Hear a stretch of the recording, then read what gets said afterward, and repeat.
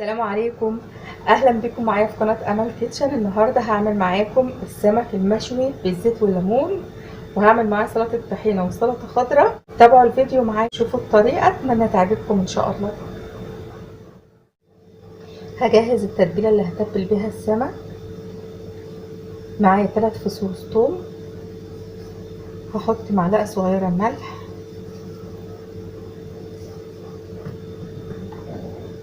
معلقه صغيره كمون، نص معلقه كزبره، نص معلقه صغيره جنزبيل بودر،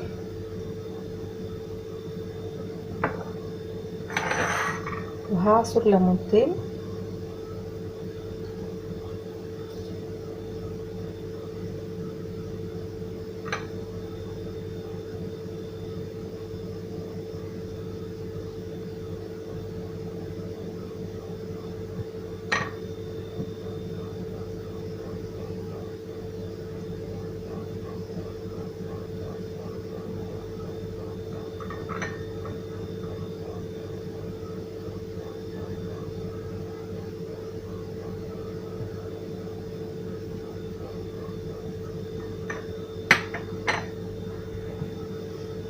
هحط معلقتين من زيت الزيتون،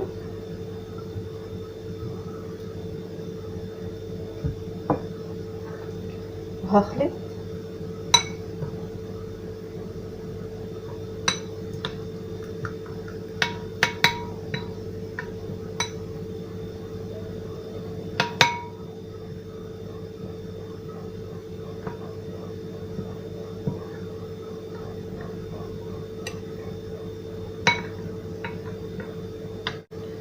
التتبيله جاهزه معانا. غسلت السمك كويس جدا ونشفته كده بورق مطبخ، مخليتش عليه اي ميه خالص. طبعا غسلته بليمون وملح كويس. دلوقتي بقى هملحه واحده واحده كده، وهحط جواها التتبيله بالطريقه دي من بره ومن جوه كده.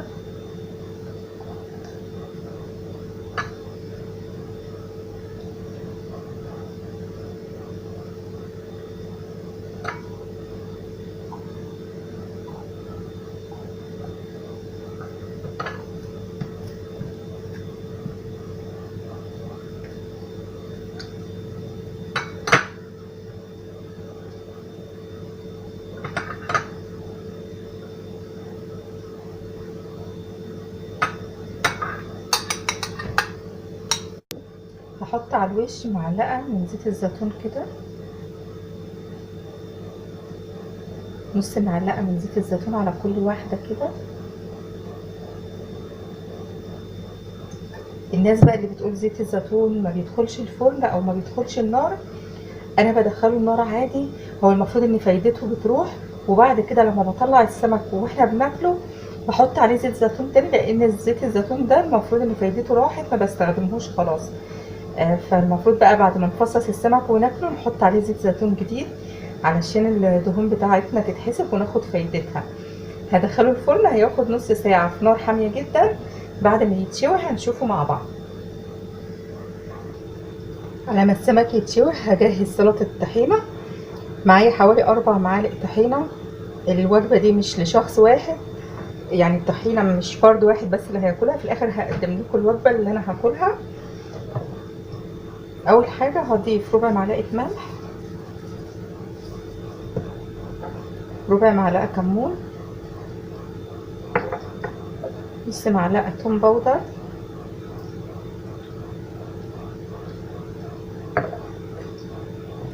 معلقة خل،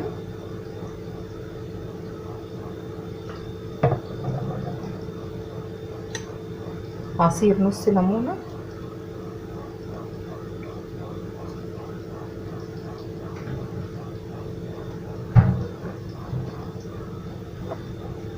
هقلب.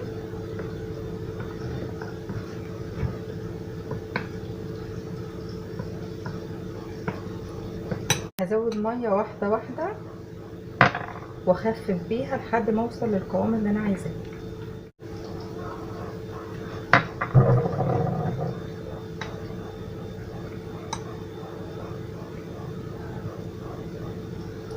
طبعا الطحينه دي أنا عاملاها على طريقه الكيتو، هحط لكم اللينك بتاعها في صندوق الوصف.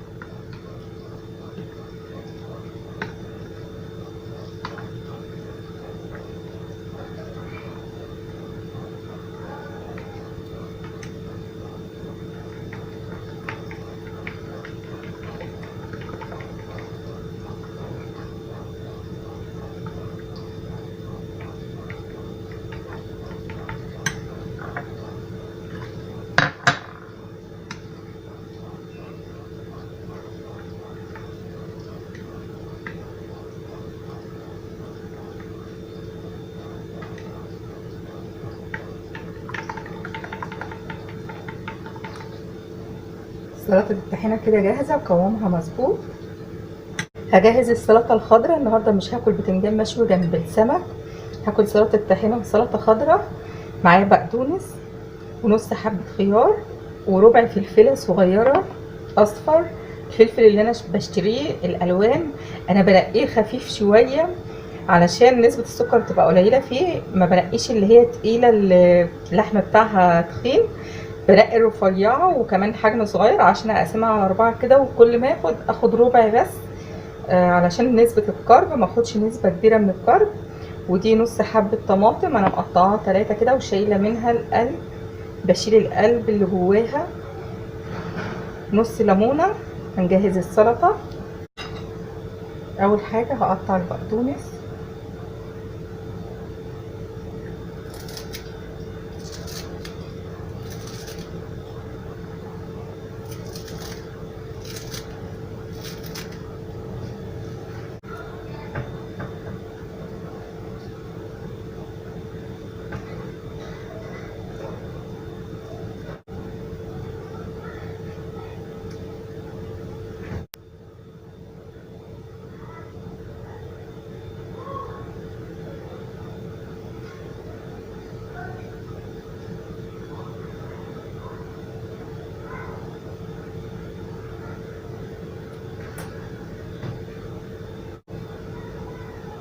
انا بحب اضيف كمان شريحه كده من البصل، وبحسبه على برنامج فات سيكريت عشان الناس بس اللي بتقول لي البصل، انا ما بضيفش بصله كامله ولا صغيره ولا كبيره، انا بضيف شريحه بس كده حتى متجمده كانت في الفريزر،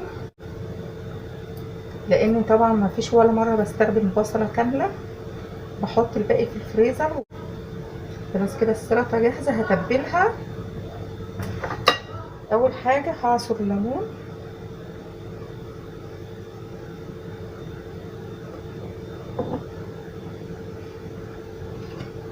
هحط معلقه صغيره من خل التفاح،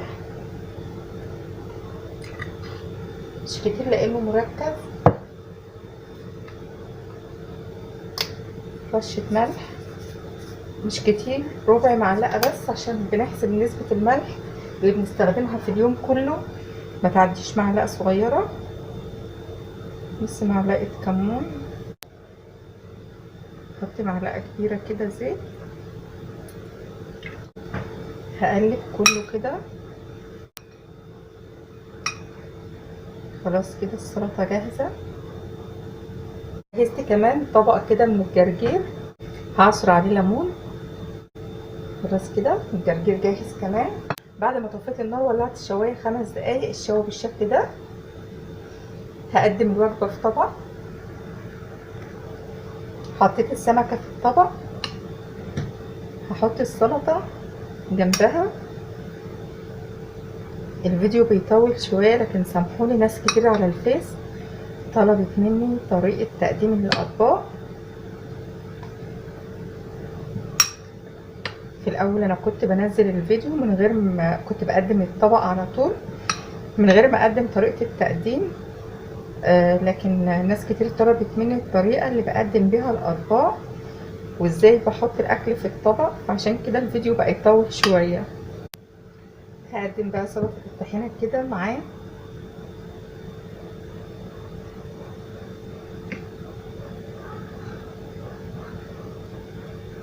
لو فرد واحد اللي هياكل ممكن يعمل بس معلقة واحدة من الطحين.